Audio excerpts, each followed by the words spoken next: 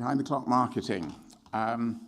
Before we do that, I, like many of you, went to the gent. Well, some of you, others have gone to the ladies during the break. And this being a museum, there was a thing up there about the history of toilets. Anybody see that on the wall? And there was a thing saying toilet rolls were first sold in London in the early 1900s, and it just got me thinking about what people did before then. And I've been puzzling about that ever since. So if you're fed up during this talk or the rest of the talk, think on that and try and work that one out. Possibly certain newspapers could be useful for that purpose because they're useful for bugger all else. But anyway, behind the clock marketing. Well, in the olden days, promoting legacies, and greybeard, I've been promoting legacies and charities for 20-odd years now. We used to try to scare people into making wills. I think there are probably one or two people around in the room. There was one here, Simon, who used to be my boss, in fact, at the Children's Society, knows that there we had a legacy booklet that I couldn't get a hold of it, but it had a picture of a judge, in fact, the top judge, the Lord Chancellor on the outside, doing his "Your country needs you" bit. And if you don't make a will, all the terrible things that will happen, if you die intestate, you die without a will, all the awful things that will happen. Oh, and by the way, when you do, how about leaving a legacy to the Children's Society? And we weren't alone. Many other charities were going down those sorts of roads. We used to try and scare people into making a will and say, oh, by the way, when you do, how about leaving us a legacy? It wasn't quite as stark as that, but that's what it felt like.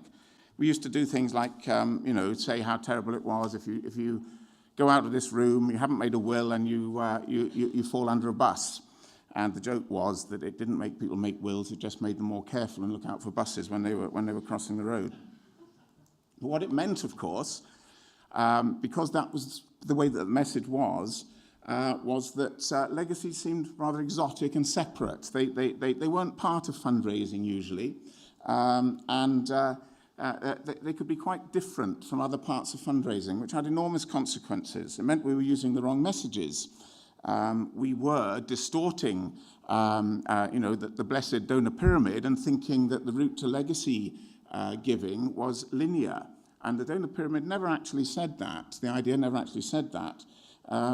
But we thought that's the way it goes, and once we've got them in as legacy pledges, they're ours and no one else can have anything to do with them. All the sorts of wrong messages, all the legal, serious stuff, is not for me, it's for those people out there who are very wealthy or whatever, and often using the wrong methods, as I've said, are very linear methods, and we were missing lots of opportunities. And then it clicked throughout the sector, I think, slowly, in lots of places, it clicked. Two things. One, we won't be the ones that will persuade people to make wills. We as charities won't be the ones that will persuade people to make wills. What? Bit of audience participation. Why do people make wills? Children? Marriage? Divorce? Illness? Death? Retirement? All those sorts of things are what prompt people to make wills. All we can do is hope that we're at the front of people's minds when they make that will. And that was the second thing that clicked at that time, and that's where the behind-the-clock marketing comes in. Three things here I found, not literally behind the clock in my sitting room, but in a sort of folder where I keep things that come through the door. A letter from HMRC, the ubiquitous letter from Virgin Media trying to get me to upgrade my systems that I've got. I was looking for a takeaway pizza thing as well, but I couldn't actually find one of those. And a Wills and Legacies booklet. The sorts of things that when they come in, we put either literally or metaphorically behind the clock on the mantelpiece or somewhere that we'll deal with one day. And that's what the behind the clock marketing idea is all about. And that's what I think was something that changed the face of fundraising. It was something that made us realize that legacy fundraising wasn't linear. It made us realize that it was integrated into all of our fundraising. It made us realize it was about building relationships. It made us realize that it was about a slow burn, people making that decision to leave a legacy to our charity. This isn't about a particular campaign, it's about a concept, but a number of campaigns come to mind. Paul mentioned the Friends of the Earth one, and he said, I sat up and took notice when the word legacies was mentioned. I was listening to all the rest of it, but the legacy bit, the Friends of the Earth campaign, that he said increased their legacy inquiries phenomenally as well.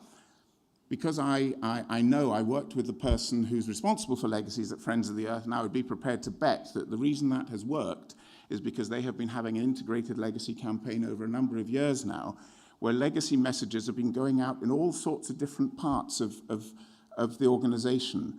And so that particular mailing, which I couldn't read all of it, quite possibly said nothing at all about legacies, but it prompted people to go literally or metaphorically behind the clock to where they had had something about legacies from Friends of the Earth previously and to do something about it. That's what true integrated legacy marketing is about. It's not just multi-channel legacy marketing. That's great, and that's something a lot of organizations are doing.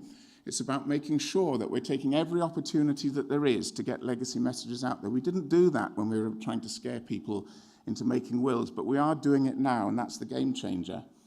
NSPCC and its work it was doing on training people in having legacy conversations, training everybody in the organization to be able to have legacy conversations, because everybody, anywhere in the organization at any time, could be saying something about the importance of legacies to that organization that would be the thing that would trip the trip switch that would make someone give something by way of legacy, contact them about leaving a legacy. It was all to do, that's linked to internal promotion and all the other stuff that they do. So it's different methods now, it's different messages, not just the old Greenpeace, when you come back as a whaler, be bloody glad you remembered Greenpeace in your will. That's a different message that we wouldn't have dared to do 20 years ago or 30 years ago.